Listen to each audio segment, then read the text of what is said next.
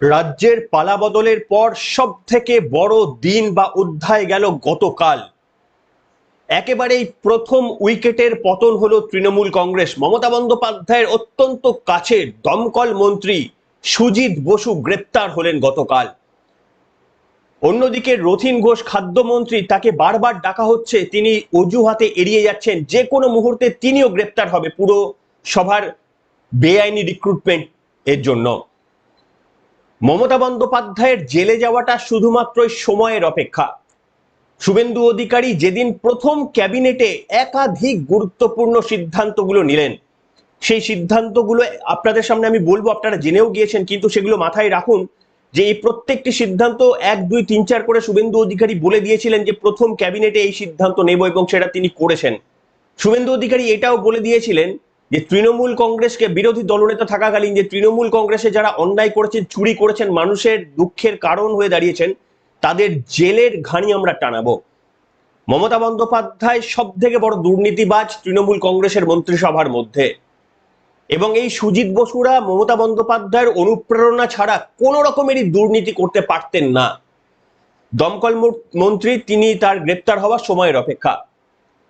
আমি আপনাদের সামনে আজকে বর্ণনা করব যে কেন আমি এই কথা বললাম যে শুধুমাত্র কয়েকটা দিনের অপেক্ষা, কয়েকটা মাসের অপেক্ষা, তারপরেই হরিয়ানার মুখ্যমন্ত্রী ওম প্রকাশ চৌটালা যদি শিক্ষক নিয়োগ ঘোটালার জন্য তারও 10 বছর জেল হতে পারে, তাহলে রাজ্যের মুখ্যমন্ত্রী তার থেকে অনেক বড় মাত্রায় চুরি দুর্নীতিতে তিনি অভিযুক্ত, এবং তাছাড়াও তার একাধিক দিকে তার বিরুদ্ধে অভিযোগ রয়েছে, এবং শেষ জীবনটা তাকে কোথায় কাটাতে হবে এটা ভাবলেই ব্যানার্জি পরিবারের গায়ের মধ্যে দিয়ে শিহরণ বয়ে যাচ্ছে আজকের দিনে দাঁড়িয়ে। আজকে বিশ্লেষণ করবো আপনাদের সামনে। নমস্কার, welcome to simple as ABC. আপনাদের সকলকে স্বাগত জানিয়ে শুরু করছে অত্যন্ত গুরুত্বপূর্ণ একটি পর্ব। আপনাদের সামনে একটি রিকোয়েস্ট যে আমাদের এই চ্যানেলটিকে একটু সমর্থন করবেন, আপনারা একটু সাবস্ক্রাইবারের বাটনটা প্রেস করে দেবেন। যারা নতুন দেখছেন প্রত্যেকের কাছে বিনীত অনুরোধ, আমাদের ছোট ভাই বন্ধু হিসেবে এই রিকোয়েস্টটা রাখবেন। আমি আপনাদের সামনে বলবো যে দেখুন, দক্ষিণ দমদম পুরসভার ভাইস চেয়ারম্যান হিসেবে হাত পাকিয়েছিলেন চুরি দুর্নীতিতে সুজিত বসু। ব্রাত্য বসু শিক্ষামন্ত্রী বলেছিলেন চাকরি তৃণমূলের ছেলেরাই পাবে, হয়েছেও তাই, চাকরি তৃণমূলের ছেলেরাই পেয়েছে। 329 জন এই ক্যান্ডিডেট ছিল পুরসভার, যাদেরকে মানে চাকরি দেওয়া হয়েছে, তার মধ্যে বেআইনিভাবে সুজিত বসু নিজেই দিয়েছিলেন 150 জনের চাকরি। প্রত্যেকের কাছে, কারোর কাছে মানে রেট চার্ট ছিল বাঁধা, কোন পোস্টের জন্য কোথায় কত টাকা দিতে হবে, রেট চার্ট বাঁধা ছিল, যাতে কোনো মানুষের অসুবিধা না হয়। তৃণমূল কংগ্রেস সেই জন্য এইরকম প্রাতিষ্ঠানিক দুর্নীতি করেছিল, যাতে কোনো মানুষের বুঝতে অসুবিধা না হয়। ওখানে তারা ক্লিয়ার ছিল, ওখানে কিন্তু তারা অন্যায় করেনি, দুর্নীতির কাছে তারা আপোষ করেনি। তারা বলে দিয়েছিল যে এই গ্রুপ ডির জন্য এই টাকা, গ্রুপ সির জন্য এই টাকা বলে রেট চার্ট, যাতে মানুষের টাকা জোগাড় করতে অসুবিধা না হয়, আগে থেকেই ঘোষণা করে দিয়েছিল। এবং নিজে যে বাড়িতে থাকেন, সমুদ্র, সমুদ্রগুপ্ত শুনেছি আমরা, এই সমুদ্র তার ছেলে যে বাড়িতে থাকেন সবাই পরিবার মিলে, সেই যে জমিটা কিনেছেন, সেই জমিটা পর্যন্ত যাদের কাছ থেকে মানে কেনেন তো নি, ওই জোর করে দখল করে নিয়ে তাদেরকেও বেনামে চারজনকে চাকরি দিয়ে দিয়েছিলেন, যাতে করে কোনো আর্থিক ট্রানজাকশন তার নামে না থাকে। জায়গাটা দখল করে চারজনকে তাদের পরিবারের চাকরিটা দিয়ে দিয়েছিলেন পুরসভার। এখানে সুজিত বসু গ্রেপ্তারের পরই শ্বাসকষ্ট শুরু হয়ে গিয়েছে তারও নাকি মাথায় অক্সিজেন কম যায় শুনলাম গতকাল। জানি না এরপরে মমতা বন্দ্যোপাধ্যায় তিনি বিনিদ্র রজনী যাপন করছেন, অভিষেক বন্দ্যোপাধ্যায় তিনিও বিনিদ্র রজনী আজকে যাপন করছেন। তৃণমূলের মন্ত্রিসভার 1 বছরের পর তৃণমূলের মন্ত্রিসভার কতজন জেলের বাইরে থাকবেন, এটাই এই মুহূর্তের সব থেকে বড় প্রশ্ন। এটা কুইজের প্রশ্ন হতে পারে যে কতজন বাইরে থাকবে। আমি আপনাদের সামনে একটা ছবি দেখাচ্ছি। এই ছবিটা হচ্ছে সুজিত বসুর তার কন্যা, তার নাম হচ্ছে মোহিনী। তার বিয়েতে দেখুন হাতের মধ্যে একটা সোনার জিনিস ঝুলছে। একবার এই জিনিসটা কল্পনা করলে আপনারা বুঝতে পারবেন যে এই জিনিসটার দাম কত হতে পারে। একবার হাতের দিকটা লক্ষ্য করে দেখুন, হাতের কি আমি জানি না ওটাকে কি বলে, দেখুন এইটা দেখলে বুঝতে পারবেন যে কোনো একজন এমএলএ এর পক্ষে এই ধরনের মানে কোথা থেকে তার এত পারিশ্রমিক তিনি পান, কোন ব্যবসা তিনি করেন। তৃণমূল কংগ্রেসের প্রত্যেকের কাছে এইরকম নামে বেনামে এইরকম সম্পত্তি রয়েছে। আমি এখানে আজকে এই বিষয়ে আলোচনা করার পাশাপাশি যেটা আপনাদের সামনে বলবো, প্রথম ক্যাবিনেটে শুভেন্দু অধিকারী যে সিদ্ধান্ত নিয়েছেন অসাধারণ। প্রথম হচ্ছে অভিষেক বন্দ্যোপাধ্যায়ের নিরাপত্তাটাকে, জেড প্লাস ক্যাটাগরির নিরাপত্তাটাকে তুলে নিলেন খুব স্বাভাবিকভাবেই। জেড প্লাস ক্যাটাগরি 5,500, 4,500, 5,000 পুলিশ নিয়ে ঘোরা অভিষেক বন্দ্যোপাধ্যায়ের কোনো প্রয়োজন নেই।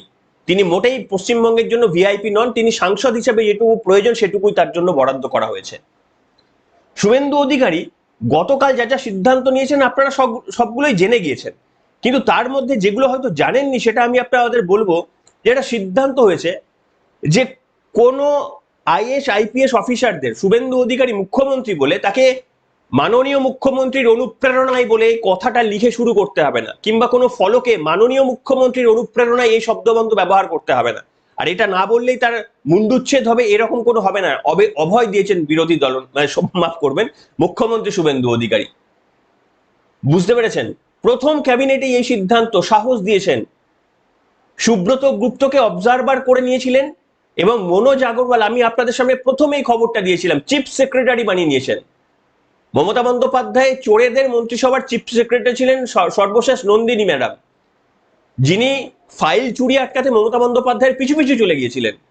তিনি আজকে কোথায় জানি না। সেই শুভেন্দু অধিকারী গতকাল আরো কিছু সিদ্ধান্ত নিয়েছেন, বলেছেন রাস্তার মধ্যে রাস্তা আটকে কোন রকমের ধর্মীয় সমাবেশ করা যাবে না। কেয়া ঘোষ তিনি এটা বলেছেন যে রাস্তা আটকে কোন রকম ধর্মীয় সমাবেশ করা যাবে না। অত্যন্ত গুরুত্বপূর্ণ। মানুষের অসুবিধা করে যারা করছেন, যে ধর্ম সম্প্রদায়েরই হোক, তারা মানে কোনো স্পেশাল অকেশন ঠিক আছে, কিন্তু আপনারা এটাকে হ্যাবিচুয়াল করে নিয়েছিলেন, এইটা বারণ করা হয়েছে। এছাড়াও আপনারা জানেন যেগুলো, সেগুলো তার মধ্যে সব থেকে গুরুত্বপূর্ণ যেটা আপনারা বলছেন যে অন্নপূর্ণা 3,000 টাকা করে 1 জুন থেকে দেওয়া হবে। মমতা বন্দ্যোপাধ্যায় বলেছিলেন জুমলা, প্রত্যেকটি সমাবেশে মমতা বন্দ্যোপাধ্যায় গিয়ে বলে এসেছিলেন। সেই সময় আমি আপনাদের সামনে বলেছিলাম যে বিজেপির তো সাংগঠনিক অতটা জোর ছিল না মানে তৃণমূল কংগ্রেস করতে দেয়নি। তো মমতা বন্দ্যোপাধ্যায় শুভেন্দু অধিকারীর হয়ে দায়িত্ব নিয়ে প্রচার করে বলেছিলেন যে ওরা বলছে 3,000 টাকা দেবো, 3,000 টাকা প্রথমে দেবে তারপরে বন্ধ করে দেবে, ওই দেখো বিহারে গিয়ে দেখো ওদের টাকা দিয়ে তারপরে সব নিয়ে নিয়েছেন। মানে অন্নপূর্ণার প্রচারটা মমতা বন্দ্যোপাধ্যায় সব জায়গায় করে করে বেরিয়েছেন, যেখানে বিজেপি পৌঁছাতে পারতো না সেখানেও পর্যন্ত মমতা বন্দ্যোপাধ্যায় প্রচার করতেন। আজকে মানুষ তার আস্থা রেখেছে, শুভেন্দু অধিকারী আস্থার দাম দিলেন। প্রথম মানে পরের মাসের 1 তারিখ থেকে কারা পাবেন, এখানে আপনাদের প্রশ্ন, কারা পাবেন? যারা এতদিন পর্যন্ত লক্ষ্মীর ভান্ডার পেতেন তারাই এই টাকাটা পেয়ে যাবেন।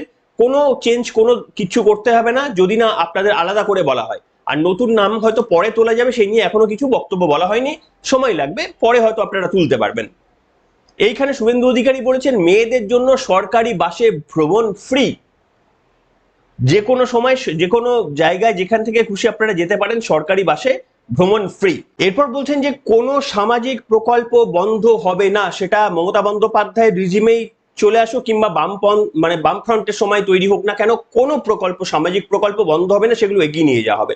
মমতা বন্দ্যোপাধ্যায় এতদিন ধরে সাধারণ মানুষকে ভুল বোঝাতেন, বারবার চোখে আঙুল দিয়ে আপনাদের বলেছি মমতা বন্দ্যোপাধ্যায়ের কথা বিশ্বাস করবেন না। আজকে দেখুন মিলছে আমাদের কথা। শুভেন্দু অধিকারী প্রথমবার এসে বলেছেন সমস্ত সামাজিক প্রকল্প চলবে।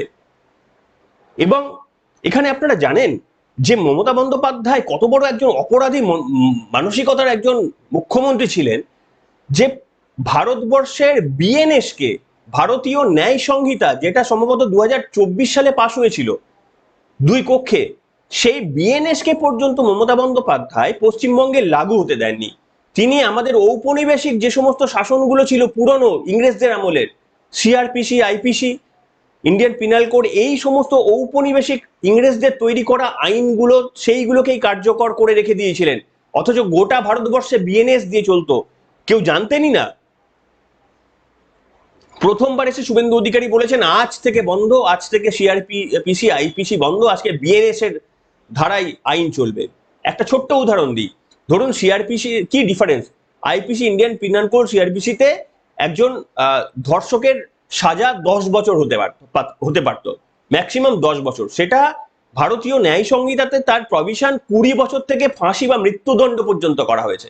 মমতা বন্দ্যোপাধ্যায় ধর্ষকদের বাঁচানোর জন্য কিছুতেই বিএনএসটা করতে দেননি। একজন অপরাধী মানসিকতা সম্পন্ন রাজনৈতিক নেত্রী চেষ্টা করতেন তিনি তো বটেই, এবং তার যে সমস্ত অপরাধী সাম্রাজ্যের লোকজনদের যতটা কম শাস্তি হয় সেই জন্য তিনি কড়া আইনে যাওয়ার চেষ্টা করেননি। কি বলেছেন এই প্রসঙ্গে শুভেন্দু অধিকারী, শোনাবো আপনাদের সামনে। মুখ্যমন্ত্রী, শুনুন।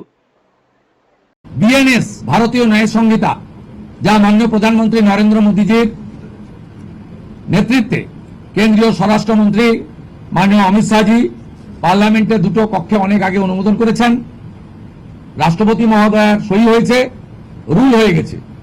আমরা আশ্চর্য হয়ে গেছি যে এখানে বিএনএস কার্যকর করা হয়নি, অর্থাৎ অত্যন্ত অবৈধভাবে সংবিধানকে বৃদ্ধাঙ্গুষ্ঠ দেখিয়ে আগের সিআরপিসি আইপিসি চলছিল। আজ থেকে বিএনএস এ যুক্ত হলো পশ্চিমবঙ্গ সংবিধান মেনে। আগের সিআরপিসি আইপিসি এই আইন আর থাকলো না। ভারতীয় ন্যায় সংহিতাতে আমাদের আজ থেকে কাজ শুরু হলো। এরও ছাড়পত্র ক্যাবিনেটের প্রথম দিলেন। শুনলেন, এই এত বড় মমতা বন্দ্যোপাধ্যায় এইরকম হিপোক্র্যাট ছিলেন, পশ্চিমবঙ্গবাসী জানতেন, আমি জানতাম না এটা। এরপরে আপনাদের সামনে আরো যেগুলো বলছি, যে মমতা বন্দ্যোপাধ্যায় তো বেকারদের জীবন তছনছ করে দিয়েছে। ভারতবর্ষের এমন একজন নির্লজ্জ মুখ্যমন্ত্রী, যিনি শিল্প আনার বদলে চপ এবং মুড়ি, টেবিল, ঘুগনি নিয়ে বসে পড়তে বলেছিলেন। এক নির্লজ্জ, তার মানে নির্লজ্জতার সবকিছু ছাপিয়ে যাওয়া মুখ্যমন্ত্রী। এর ঠাঁই যদি মানে বাইরে হয় আমি জানি না, মানে যেভাবে লাইন পড়বে। এই সবে প্রথম ক্যাবিনেট বৈঠকে সুজিত বসু গ্রেপ্তার, রথীন ঘোষ খাদ্যমন্ত্রী গেলেই গ্রেপ্তার হয়ে যাবেন বলে বিশ্বাস হয়। তো মমতা বন্দ্যোপাধ্যায়, যিনি চোরেদের রানী বলা হতো, আমি বলতাম না, যিনি আজকের মুখ্যমন্ত্রী তিনি বলতেন, তার বাইরে তিনি বাইরে কি করে থাকেন? শুধু সময়ের অপেক্ষা। এইখানে যারা চাকরিদের চপ ভাজার নাম করে যাদের 26,000-এর ছেলেগুলোর, যোগ্য ছেলেগুলোর চাকরিটা কেড়ে নিল, আমি জানি না কতজনের আপনারা যন্ত্রণাটা বোঝেন। বিশ্বাস করুন, আমরা তো চাকরি করি, আমরা যে কোনো ভাবে জীবিকা অর্জন করি, আমরা বুঝতে পারি, জানেন তো, আমরা বুঝতে পারি ওই সমস্ত যোগ্য ছেলেগুলোর দুঃখ, ওই সমস্ত যোগ্য ছেলেগুলোর জীবনটা কি ভয়ানক, কি বিভীষিকাময়। আমি বুঝতে পারি খুব ভালো করে। আপনাদের মধ্যে অনেকে হয়তো একটু চেষ্টা করবেন, বুঝতে পারবেন ওদের কষ্টগুলো। পড়াশোনা করে শিক্ষিত, যোগ্য, টাকা না দিয়ে যোগ্য চাকরি পাওয়াগুলো মমতা বন্দ্যোপাধ্যায় কেড়ে নিলেন, শুধুমাত্র সঠিক তথ্যটা দিলেন না। তাদেরকে শুভেন্দু অধিকারী বলেছেন 5 বছর তাদেরকে বাড়ানো হলো, যাতে আবারও, মানে যাদের বয়স সীমা পেরিয়ে গেছে আর চাকরি পরীক্ষায় বসতেই পারবেন না, প্রথমে এসে সিদ্ধান্ত নিয়েছেন এদেরকে 5 বছর আরো সময় দেওয়া হবে। অর্থাৎ ফর এক্সাম্পল ধরুন যে যাদের চাকরির পরীক্ষা 40 পর্যন্ত ছিল, ধরুন ওটাকে 45 করে দেওয়া হচ্ছে ফর এক্সাম্পল। তার কারণ তারাও যেন, যারা বয়স পেরিয়ে গেছে মমতা বন্দ্যোপাধ্যায়ের দুর্নীতির জন্য, তারাও যেন সুযোগ পায়। এবং আমি আপনাদের সামনে শুভেন্দু অধিকারীর নেওয়া আরো অনেক কিছু বলবো, তার আগে সব থেকে একটা জিনিস বলবো, যেটা শুভেন্দু অধিকারী করলেন না, যেটা করা উচিত শুভেন্দু অধিকারী। আপনারা সহমত কিনা আমাকে জানাবেন। ক্লাস 8ম শ্রেণীর বইয়েতে সিঙ্গুর আন্দোলনে মমতা বন্দ্যোপাধ্যায়ের ছবি, মমতা বন্দ্যোপাধ্যায়ের আন্দোলনে এই ছবিগুলো, অনশনের ছবি, এইগুলোকে এখনো পর্যন্ত বাতিলের সিদ্ধান্ত নেওয়া হলো না। এইগুলো বাতিলের সিদ্ধান্ত নিতে হবে। আমাদের ছাত্রছাত্রীদের, আমাদের সন্তান সন্ততিদের যে কুশিক্ষা দিয়ে দেওয়ার ব্যবস্থা করেছিলেন মমতা বন্দ্যোপাধ্যায়, এটাকে ইমিডিয়েটলি বন্ধ করতে হবে। এইটাও কিন্তু প্রথম ক্যাবিনেটে আমরা দেখতে চেয়েছিলাম। এবং মানে চোর পার্থ চট্টোপাধ্যায়, সে তাকে পর্যন্ত, মানে তারও ওখানে তার ইতিহাস লেখা রয়েছে। মানিক বন্দ্যোপাধ্যায়, মানিক ভট্টাচার্য, তারও পর্যন্ত লেখা রয়েছে, তার মানে কন্ট্রিবিউশন নিতে, তাদেরও নামও ইতিহাস বইয়ে লেখা রয়েছে। তাদের পড়তে হচ্ছে আমাদের বাচ্চাদের, আমাদের ছাত্রছাত্রীদের। এটাও কিন্তু আমি এক্সপেক্ট করছিলাম প্রথম ক্যাবিনেটে চেঞ্জ হতে। ঠিক আছে, প্রথম ক্যাবিনেটে শব্দ হয় না কটা নেওয়া হবে, এরকম হাজারো জিনিস হয়েছে, কিন্তু এটাও আপনারা লিখবেন যে এটাও পরিবর্তন হওয়া দরকার ছিল কিনা বা আছে কিনা, আগামী দিনে করবেন। এইখানে আমি আপনাদের সামনে শুভেন্দু অধিকারী আরো যা যা করলেন, আপনাদের সামনে আমি পরপর 5-6টা যেগুলো এখনো পর্যন্ত বলা হলো না, সেগুলো আমি বলে দিচ্ছি। শুভেন্দু অধিকারী সিদ্ধান্ত নিয়েছেন, এই যে বর্ডার সিকিউরিটি ফোর্স, বিএসএফ দের যে জায়গা আমাদের মমতা বন্দ্যোপাধ্যায় সরকার দিল না, ওপারের মানে ওপারের বাংলাদেশিদের, যাতে আমাদের এখানে অবাধ তারা ঢুকে মমতা বন্দ্যোপাধ্যায়ের নির্বাচনের সময় অংশগ্রহণ করে ছাপ্পা মারতে পারে, সেই ব্যবস্থার জন্য মমতা বন্দ্যোপাধ্যায় এই চেকপোস্ট গুলোকে ওপেন করে, মানে বর্ডার দিতে দেননি। শুভেন্দু অধিকারী বলেছেন যে 45 দিনের মধ্যে কাঁটা তারের ব্যবস্থা এবং জমি বিএসএফ কে হস্তান্তর করে কাঁটাতারের ব্যবস্থা করে দেবেন, সিল্ড হয়ে যাবে, বাংলাদেশের রোহিঙ্গারা আসতে পারবেন না, আর যাওয়ার ব্যাপারটা সেটা আমরা করে দেব। এছাড়া যেটা করেছেন যে আয়ুষ্মান ভারতের সূচনা শুরু হয়ে গেছে, এবার থেকে পশ্চিমবঙ্গের মানুষও আয়ুষ্মান ভারত পাবেন, যেখানে খুশি ভারতবর্ষের সব থেকে বড় হাসপাতালেও কিন্তু আপনারা গিয়ে 5 লাখ টাকা পর্যন্ত চিকিৎসা পাবেন। এবং সব থেকে গুরুত্বপূর্ণ হচ্ছে আজকের এই সাফল্যের দিনে শুভেন্দু অধিকারী বিজেপি কর্মীদের কথাও বলেননি, যে 350-331 জন না কত বিজেপি কর্মীদের রক্তের বিনিময়ে বিজেপি আজকে এই দিনটা দেখতে পেল, যারা সেই দিনটা দেখতে পেলেন না, সর্বশেষ যার মৃত্যু হলো চন্দ্রনাথ রথ, তিনিও পর্যন্ত দেখতে পেলেন না, তো তাদের পরিবারের 331 জন পরিবারের দায়িত্ব নেবে এই সরকার। এইটা অত্যন্ত গুরুত্বপূর্ণ, তার কারণ বিশ্বাস করুন এটাকে ছোট করে একবারও কেউ দেখবেন না। এই মমতা বন্দ্যোপাধ্যায়ের অত্যাচারে এরা বলি হয়ে গেছেন। মমতা বন্দ্যোপাধ্যায় একটা নির্মম মানসিকতা সম্পন্ন রাজনৈতিক নেত্রী ছিলেন, তার অত্যাচারে বলি হয়ে গেছেন, তার সৈন্য সামন্তের অত্যাচারে এরা বলি হয়ে গিয়েছেন, অকারণে কুকুর ছানা পর্যন্ত মেরে দিয়েছে, জানেন আপনারা সব তথ্য। এবং সেখানে হচ্ছে আর এছাড়াও কি করেছে, বেটি বাঁচাও বেটি পড়াও এবং বিশ্বকর্মা যোজনা, এগুলো চালু করা, কেন্দ্রীয় প্রকল্পগুলো প্রথম দিন ক্যাবিনেটে সিদ্ধান্ত হয়েছে এগুলো চালু করতে হবে। এবং মানে এইগুলো প্রথম দিন। এবং ওই যে বললাম যে আর একটা হচ্ছে যে আগামী সোমবার দিন আবারও শুভেন্দু অধিকারী ক্যাবিনেট বৈঠক বসবেন এবং সেখানে প্রাথমিকভাবে আজকে কথা হয়েছে দুটি বিষয় নিয়ে আলোচনা হবে। একটা হচ্ছে ওই সপ্তম পে কমিশন, তাদের বকেয়া ডিএ রাজ্য সরকারি কর্মচারীদের, এবং অভয়ার মায়ের এই বিচার সহেত এই সমস্ত নারীরা যারা বিচার পেলেন না তাদের বিচার নিয়ে কি করা যায় সেইটা নিয়ে আগামী সোমবার বৈঠকে বসবেন। দুটো পাশাপাশি চিত্র রাখুন, 15টি বছর শাসন করলেন, এই এতগুলো এক দফায় শুভেন্দু অধিকারী ছক্কার পর ছক্কা হাঁকালেন, মমতা বন্দ্যোপাধ্যায় 15টি বছর সময় নষ্ট ইচ্ছাকৃত, মানে একটা তো করলেনই না, এই রত্ন তৈরি করে গেলেন মমতা বন্দ্যোপাধ্যায়। বালু তৈরি করেছেন, অনুব্রত তৈরি করেছেন, পার্থ তৈরি করেছেন, ব্রাত্য তৈরি করেছেন, তার মধ্যে কারুর জেল যাত্রা হয়ে গিয়েছে, কেউ ছাড়া পেয়ে গিয়েছে, আর কেউ অপেক্ষা করছেন এবারে ঢুকবো বলে। মমতা বন্দ্যোপাধ্যায়ের যার মাথায় হাত সেই খেয়েছে জেলের ভাত বলে একটা বক্তব্য ছিল, সেগুলো আপনারা জানেন। এদৎ সত্ত্বেও এরা অনুপ্রেরণা ছাড়েনি মমতা বন্দ্যোপাধ্যায়ের। এমনকি আপনারা কল্পনা করতে পারবেন না, মানে আমাদের কাছে যা প্রাইমারি তথ্য রয়েছে যে চুনোপুটি নেতা, আপনারা চেনেন না নাম, চুনোপুটি নেতা, এই রকম নেতাদের কাছেও 500 কোটি 800 কোটি 600 কোটি টাকার সম্পত্তি রয়েছে, যাদের আপনি টিভিতে মুখ দেখতেন না, যারা এই রকম এই বালু অনুব্রতর মতো অত বহুল পরিচিত নন, তাদের কাছে ওই রকম চুনোপুটি নেতাদের কাছেও এরকম পকেট নাড়লে 10-12 কোটি তো এমনি বেরোবে, আর বাড়ি ফাড়ি সবকিছু বোধহয় সার্চ করলে বা জমি টমি সব মিলিয়ে যদি দেখেন 400-500 কোটি টাকা বেরিয়ে যাবে। মানে পশ্চিমবঙ্গবাসীকে কি বিভীষিকাময় একটা পরিস্থিতির মধ্যে রেখে দিয়েছিল একজন মানুষের, মানে মনুষ্যত্ব থাকলে এটা করা যায়। শুধুমাত্র চোখের জলকে পাথেয় করে রাজনীতি করেছেন। ইনি ভাবেননি যে আমি কোনোদিন ক্ষমতায় আমার যেতে পারে, আমার ক্ষমতা গেলে আমার কি হবে, আমার পরিবারগুলোর কি হবে। আচ্ছা বলুন তো, আচ্ছা অভিষেক, সেদিনও আমি বলেছিলাম অভিষেক বন্দ্যোপাধ্যায়ের পরিবারের তো ওই একটি মেয়ে একটি ছেলে রয়েছে, আমি তীব্র আপত্তি জানাচ্ছি। সে আমার উপর আপনারা রাগ করুন আর যাই করুন, যারা ওসব করছেন তার বাড়িতে গিয়ে আমি একদম এখানে আমি দেখাবো পরের দিন হয়তো, আমি কিন্তু এখানে সমর্থন করি না। অভিষেক বন্দ্যোপাধ্যায়কে আপনি রাস্তায় যদি গাড়ি করে যান তাহলে আপনি স্লোগান দিতে পারেন, আপনি তিনি মিছিল মিটিং করলে সেখানে আপনি স্লোগান প্ল্যাকার্ড আপনার গণতান্ত্রিক অধিকার মেনে করতে পারেন, কিন্তু তার বাড়িতে গিয়ে কন্টিনিউয়াসলি বসে তার মানে ছেলে মেয়ের মনের মধ্যে প্যানিক তৈরি, এর জন্য তার বাবা দায়ী, কিন্তু আপনাদেরও রেসপন্সিবল ভাবে কাজ করতে হবে। আপনাদেরও বুঝতে হবে যে ওই ছেলেটি ওই মেয়েটি রাজনীতির মধ্যে ছিল না, ওদের দোষ নয় যে ওরা তাদের বাবার নাম অভিষেক, এইটা ওদের দোষ হতে পারে না। তাই দয়া করে এইটা যারা করছেন আমি সমর্থন করতে পারবো না।